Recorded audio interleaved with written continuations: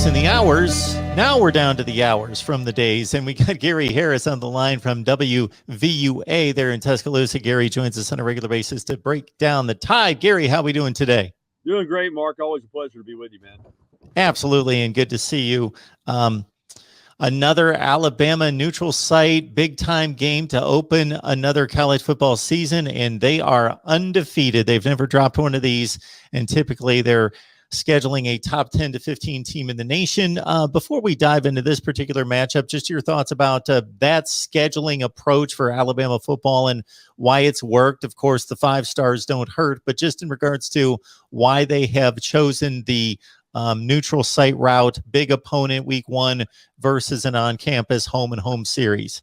Yeah, well, that was what Nick Saban wanted to do when he got here, Mark. He looked at the program, thought it needed some high-visibility games right off the bat. The first one was in 2008 against Clemson, and that's really the springboard for all the success we've seen. That game right there, Clemson was a double-digit favorite in the game, ranked in the top 10. I think Alabama might have been ranked top maybe 25th or if ranked at all. And they went over there and, just beat the socks off the Tigers and then had an undefeated season, lost a heartbreaker to Florida in the SEC championship game. And then, of course, in 2009, won it all. But he wanted to do that at the time. He thought it was what was best for Alabama. Fans loved it, going to Atlanta or going to Dallas or going to Orlando, but more often than not, it was Atlanta.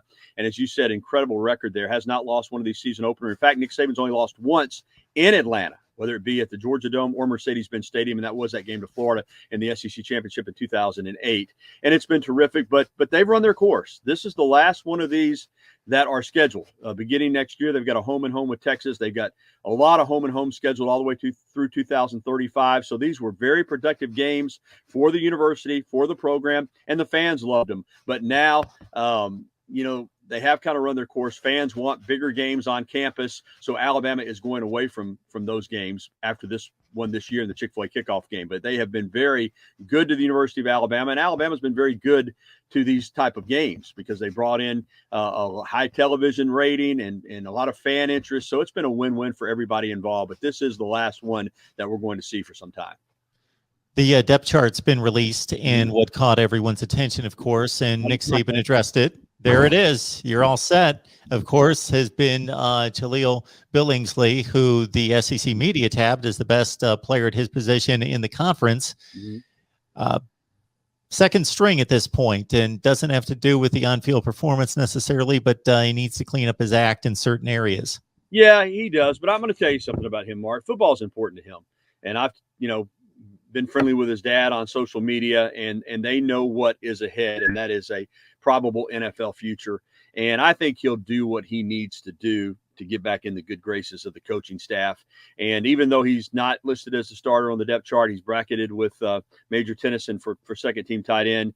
I know he's been getting a lot of first-team reps, and I expect to see him play a significant role in this first game against Miami. But, yeah, when you buck the process, so to speak, it does not go unnoticed by Nick Saban. And Nick Saban, early on in fall camp, made an example of Jaleel Billingsley. First of all, I didn't let him practice for the first practice or two, and he has had to work his way back and is still not there. But he's an incredibly talented player. He's a nightmare matchup for the defense because you can play him at tight end. You can put him in there on the line of scrimmage. He's a decent enough blocker in the run game.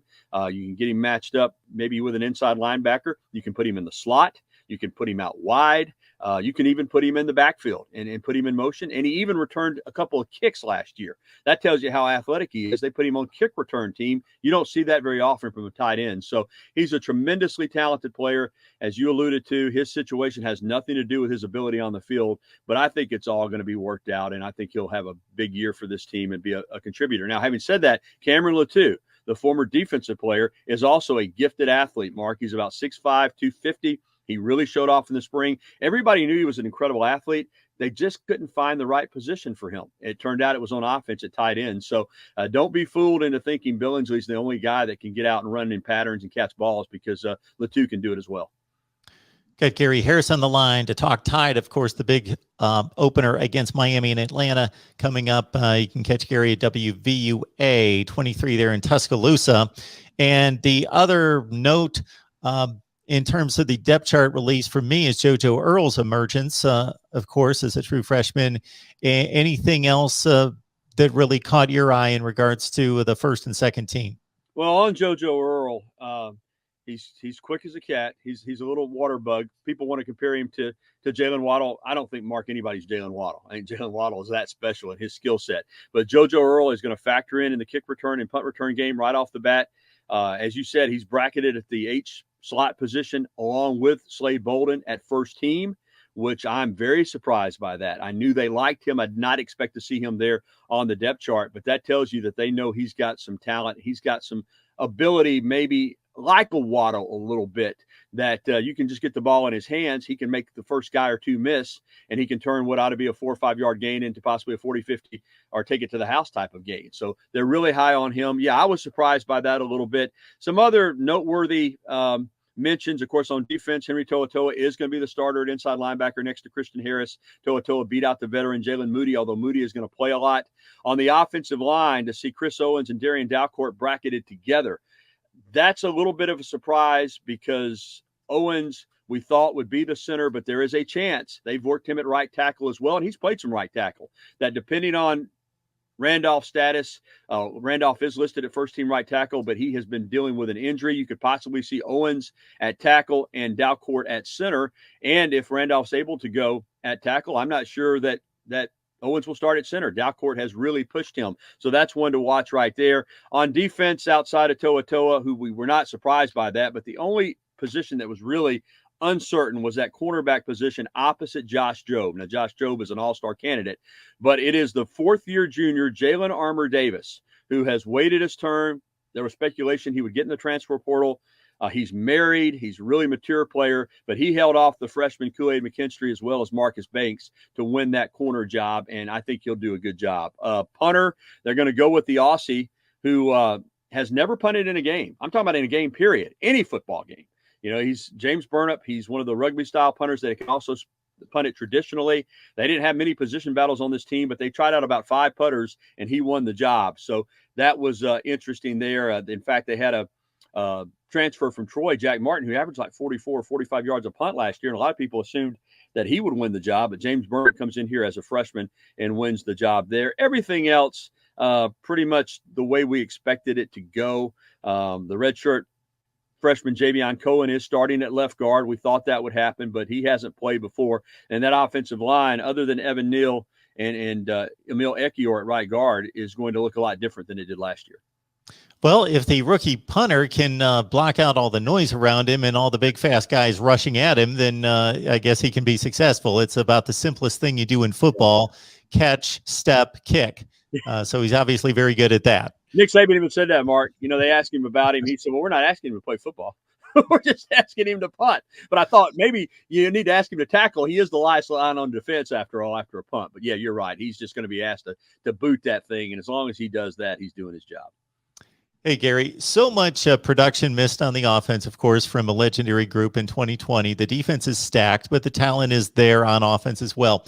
Who are emerging as leaders at this stage of the game? Well, I think Bryce Young is, and I think it always starts with your quarterback, even though he's never started a game at this level, and his reps last year were limited because of COVID, no spring practice, and then playing a 10-game SEC schedule. He didn't get as many opportunities in-game as he would have in a normal schedule setup, obviously. So he's very inexperienced, but he's kind of he's been raised to do this. He's been playing quarterback since he was a little boy. You know, he grew up in the 7-on-7 camps, throwing the ball. Mater Dei, who has as good a program, arguably, as any high school program in the country. They've sent quarterback after quarterback after quarterback to this level and on to the NFL. He was a star there, and he's ready for this. And I think his demeanor, it's Mac Jones waited his turn, but Mac Jones was kind of a fiery guy. He really, really was. I mean, he was a guy that would get in your face. Bryce is more of just an even keeled. You know, he doesn't show a lot of emotion, but I think that'll be good for this team because this offense is working in a bunch of new starters. I think you got to be patient with it. Bill O'Brien, the offensive coordinator, I think is going to have a lot of quick throws designed to get the ball out of Bryce's hands. He's only 6 feet tall, but I think he's going to be a leader on the offense. And I also think Brian Robinson is a 5th-year senior that, again, continues the tradition of Alabama players that waited and waited and waited. And now his turn. He's a local kid from Hillcrest High School here in Tuscaloosa. And I think that he has the respect of everybody on that offense. Evan Neal's another guy. So those are some leaders, I think, right there. Young, Evan Neal, Brian Robinson, that the offensive guys will look to kind of provide that leadership that you referenced. We're talking Tide with one of the very best, Gary Harris at WVUA there in Tuscaloosa. Gary, just to kind of expand on that thought regarding the productivity on offense, at this time last year, Mac Jones and Devontae Smith were tremendous players. Obviously, Devontae Smith, going back a few years prior, of course, made the big splash at the national championship game, and Mac Jones had logged his 3 to 5 starts the previous year in replacing Tua. But they ascended far above what was expected. And of course, with Najee Harris, 3 of the top 5 Heisman candidates. So if you were going to make some kind of projection right now of who could possibly get into that kind of sphere of status across the nation with a big game performance and could make a Heisman bid early and then push it through the season, who would those players be? Well, I like Brian Robinson a lot as a hard-nosed, possession back. I don't see him as the home run hitter. I don't think he's going to be a Heisman candidate. I do think there's potential for Bryce Young to be a Heisman candidate. If he puts up the numbers in this offense for Alabama, he's going to get a lot of recognition. But a guy really to watch would be John Mechie III. I think he's in that same mold as the Jerry Judys, the Henry Ruggs, the Jalen Waddles, the Devontae Smith. You look at his numbers last year, they were pretty gaudy. I mean, they were up there. And now he is the number 1 receiver. Jamison Williams, a transfer from Ohio State, they're really high on him as well. But Mechie's the go-to receiver. And as we've seen at Alabama in the last few years, when you're a go-to receiver, you can put up some huge numbers. And I do think that he's got a chance, to get that 1,000 yards in receptions, double-digit touchdowns. So he's a guy, although I think a long shot, he's a guy to watch. So I think on offense, the best shot for a Heisman candidacy is going to be Bryce Young or John Mechie or both of them. I don't see a running back this year fitting in as versatile as Billingsley is at the tight end. I don't really see him as a candidate. Now, could Will Anderson on defense be one of those guys that's in that Derek Thomas, Cornelius Bennett, EJ Jr., Keith McCants kind of mode where he is just so dynamic a player that his name gets mentioned among the best players in the country? Potentially. I think he's a special player, Mark. I really do. I think that Will Anderson Jr. is a guy that he's going to give offenses fits. So, every year there's a defensive player or two that gets in the conversation. Help me out at Oregon. Is being mentioned as a defensive player, but Will Anderson might be a long shot guy to watch as well. Yeah, Kayvon Thibodeau there is the number 1 rated high school player coming out who had a big truncated season there, 7 games. Yeah, it's obviously a rarity. It's been since Charles Woodson in 1997, but big stage, make a big play, just be a freak at the position who can rack up some sacks and, again, make the highlight play in big situations, and it's a possibility, especially at that place, Alabama. All right, Gary, when we look at this game, you took us back to 2008 in this run of perfection against the big-time Week 1 opponents, neutral site. And it's not just been a run of perfection, it's been a run of dominance. Rarely has Alabama been challenged. Wisconsin gave them a decent game. West Virginia, surprisingly, gave them a decent game. Those are really the only ones. There were just a few. Virginia Tech maybe for a half. Yeah. Florida State, of course, lost their quarterback, but hung in the game into the third quarter. It's largely been a ton of blowouts, and most people see it going this way despite the youth and lack of experience on offense. Where do you see the keys? What's going to intrigue you about this matchup? Well, I think this first right off the bat, Mark. I do think that Miami's being undervalued here a little bit, and I know people look back at the North Carolina game and they say, because I've been talking about their defense, I say, that's the defense you're talking about? But that was one game. They got 19 starters back. And early in the season, particularly in first games, I think experience is very, very valuable. And they can run on the defensive side of the ball. And they're going to bring pressure. And they're going to test that young Alabama offensive line. And they're going to test Bryce Young. And then when you've got a quarterback like De'Aaron King, he can be a difference maker. I mean, he can extend plays. You can do everything right on defense. In other words, Will Anderson can come off the edge, beat the blocker, and King can make him miss. And then all of a sudden that opens up something in the secondary. So I think Miami's being undersold here a little bit because of the fact that, as you mentioned, Alabama has been so dominant in these games. So I think there's a tendency just to say, well, Alabama's going to blow them out. I do think Alabama's going to win the football game. I think they're going to wind up winning it, fairly comfortably. I've got it 35-17, which I think is inside the point spread just a little bit, by a point or so. So I have Miami covering if it's at 19. I've got Alabama winning by 18. But I do think they'll hang in for a half. I wouldn't be shocked if you look up, 4 or 5 minutes into the third quarter, and this is a 7-10 point game. I think over the 60 minutes of the game, Alabama's just too good, and they're going to make enough plays to go ahead and win the game. But I think if from an Alabama concern list, you've got to be concerned with your offensive line.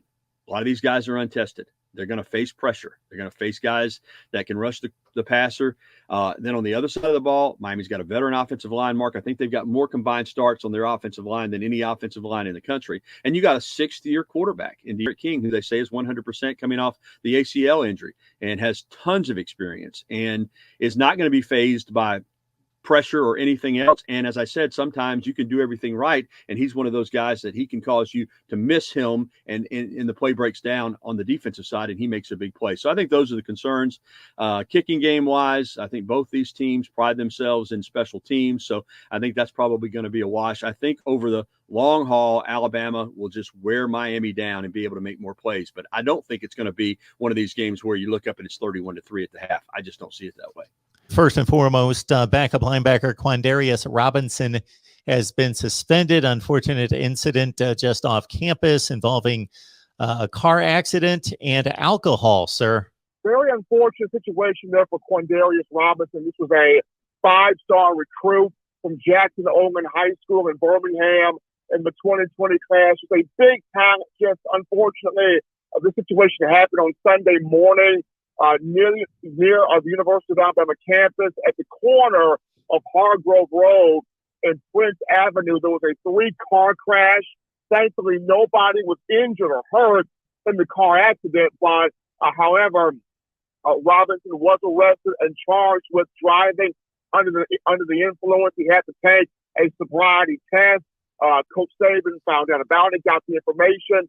The young man has been indefinitely suspended from the team. As of now, he will have to participate in a lot of drug and other alcohol substance abuse protocol things, while he will not be in practice or performing out there with the team. So just a very unfortunate situation there for one Quandarius Robinson.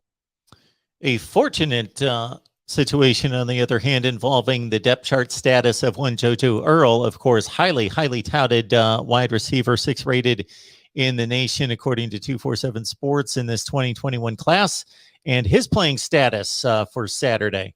JoJo Earl has been unbelievable, Mark. And you think about this, the Crimson Tide recruited 4 receivers in the class, in the 2021 class. 3 of those guys were early enrollees. Christian Leary came in the spring, Ajay Hall came in the spring, and Ja'Cory Brooks came in the spring. JoJo Earl was a summer guy, so did not get the spring training, did not get the A-Day game, did not get the practices, the workouts, the team meetings, and that type of ordeal.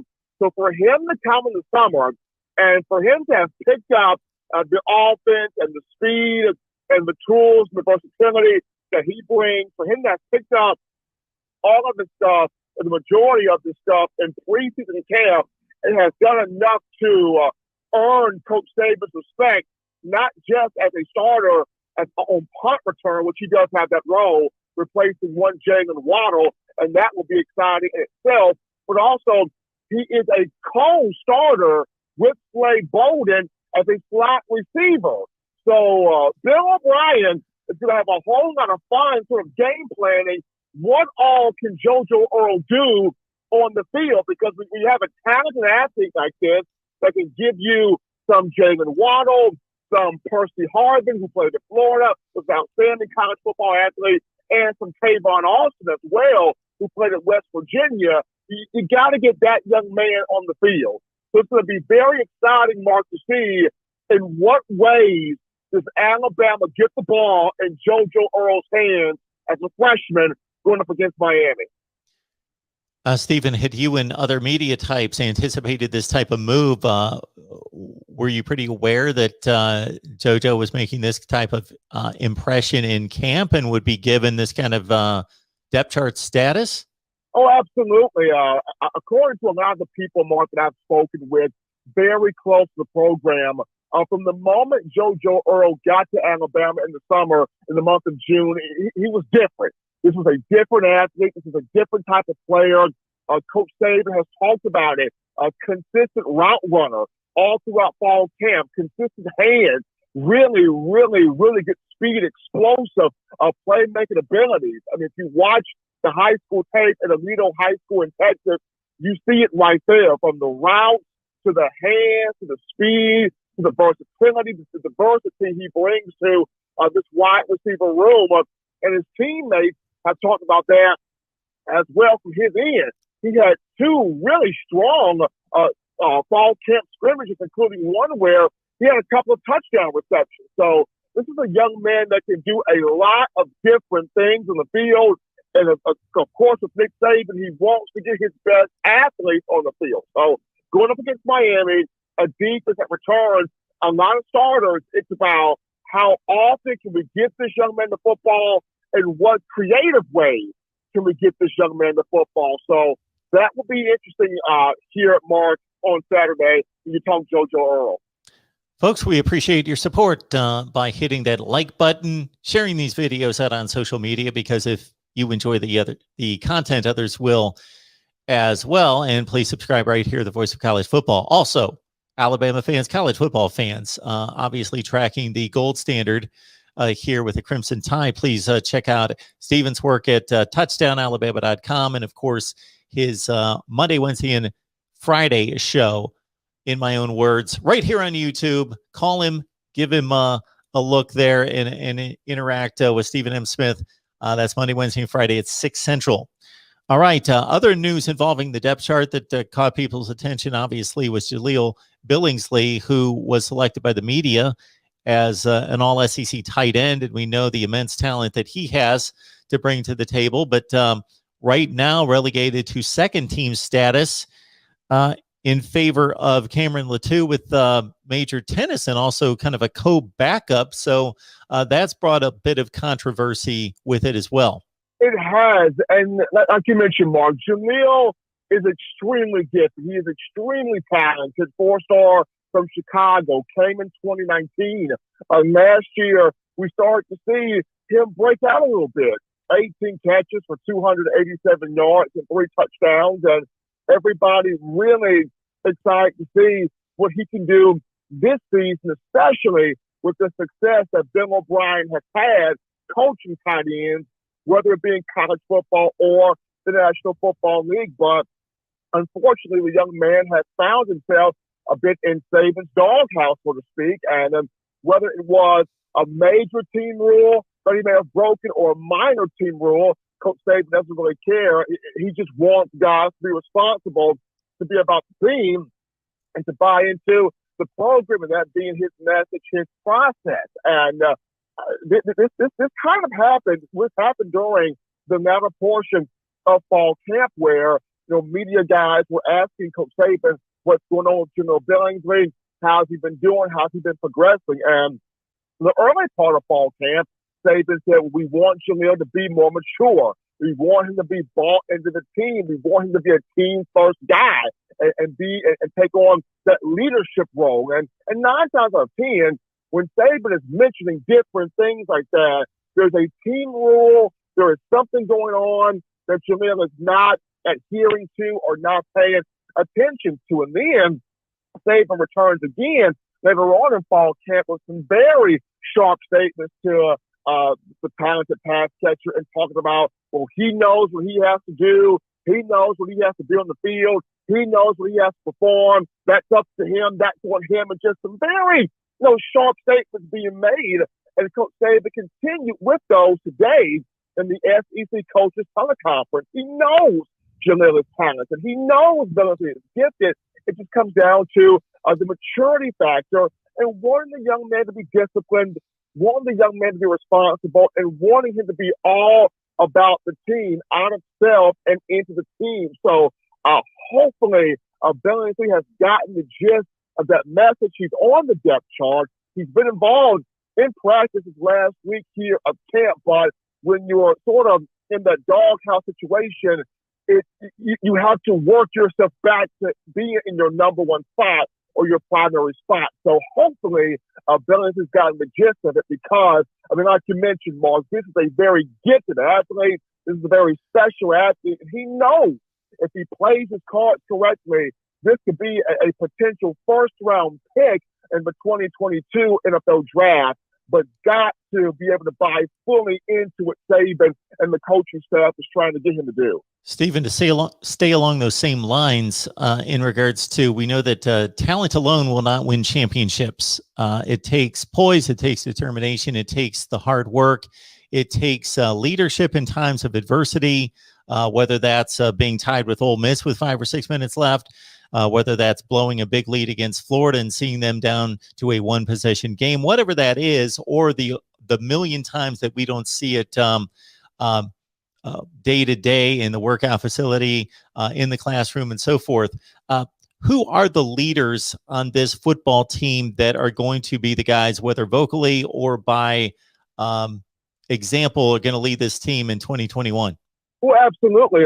Defensively, Mark, those guys, Fidarian Math is a huge leader on this team. He's a fifth-year senior. You've got DJ Dale, big leader on this team. He's stepping up in that role. Justin the Boyd, kind of an underrated guy. He's taking a leadership role on the defensive line. At linebacker, Christian Harris is taking that role. Henry To'o, ever since coming in from the transfer portal from Tennessee, he has been an incredible leader, an incredible communicator for this group.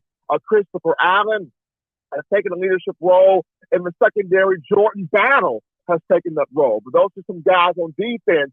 Offensively, Evan Neal has taken that role. An offensive tackle, he's the one that's got to protect the blind side of Bryce Young to Evan Neal. Also in the offensive line, Chris Owens has taken that leadership role as a sixth-year guy back with this team.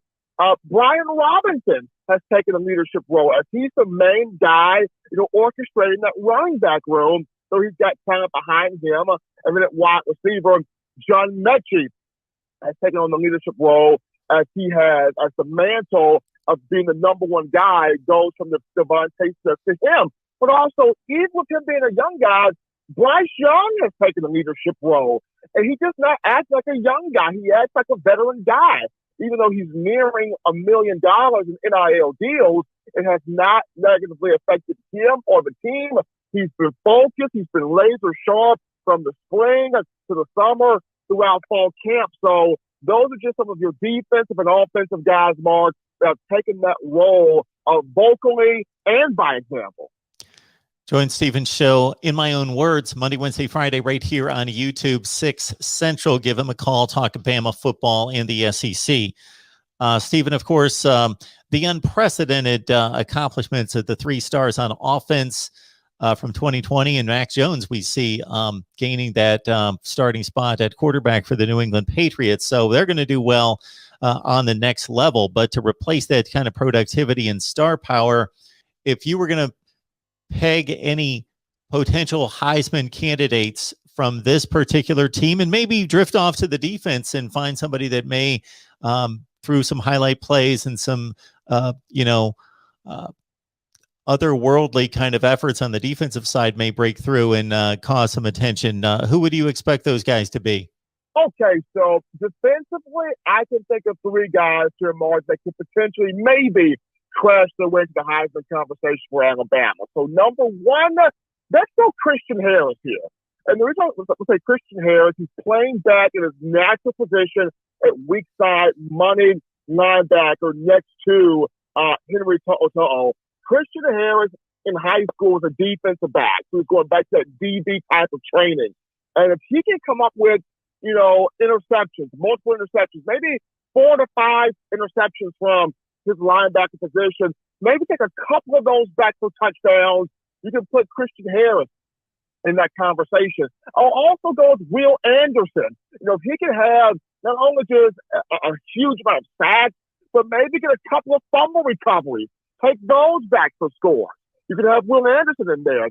And then a defensive back. Let's throw Malachi Moore in there. If Malachi Moore has a season where he can have a couple of pick sixes, a couple, or maybe one or two fumble returns, back for a touchdown, then Malachi Moore can get in there defensively. So I like Christian Harris, Will Anderson, Malachi Moore, more than likely to crash the party there on defense. Offensively for the Heisman, let's look at John Mechie.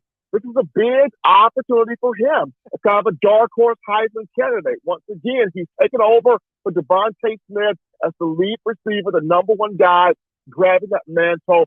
So John Mechie. And then, Bryce Young. I understand Alabama fans, they're not requiring for Young to win the Heisman, but he's drawing a lot of national interest. If you look at Bleacher Report and some of these other sites out there that have him as number 2 or number 3 in the preseason Heisman look right now, and then the betting sites out there, the Caesar Sportsbook, they've got Bryce with the third highest odds to win the Heisman at plus 900. So offensively, I look at John Mechie, I look at Bryce Young.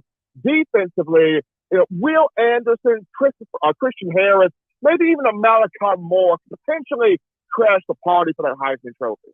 Stephen, this is the last chance we'll get to talk to you before kickoff. What intrigues you? What are you curious about? What are going to be the keys to the game? What are you really interested to see unfold on Saturday? Well, first and foremost, Mark, I'm interested just to see how quickly can Bryce Young settle into the game, because we're back with full capacity crowd in stadiums. It's going to be loud, crazy, rambunctious in Mercedes-Benz Stadium in Atlanta. You're going to have people yelling, screaming. You got Miami, who's ranked in the top 15 at number 15. Manny Diaz, Sierra King, they're excited. They're ready to show that the U is back and back in a big way. So for Bryce Young, how quickly can he settle into the game? And as far as matchups, Mark, I'm looking forward to seeing the offensive lines and defensive lines of both teams. For Alabama, can its defensive front frustrate Miami's offensive front early and often and get to the Eric King? Miami is returning an offensive line that's got a combined 190 starts. That's a college football record. So this is a very veteran group. Can Alabama frustrate this group, get to the Eric King, frustrate him, have him off early and often in the game? And then for Alabama's offensive line, can Evan Neal and company protect Bryce Young? Manny Diaz is going to want to blitz from start to finish, picking his moments to send that pressure and get to Bryce Young early. Can this offensive line of Alabama protect Bryce and get this run game going at Mercedes-Benz? That's what I'll be intrigued by. Stephen Smith, touchdownalabama.com. He tears it up when it comes to talking Tide, and he will do it with you if you join him on his call-in show. In my own words, Monday, Wednesday, Friday at 6 Central right here on YouTube. Stephen, we always appreciate the breakdown. Enjoy the game. College football is back. Absolutely, Mark. You guys take care. I appreciate it.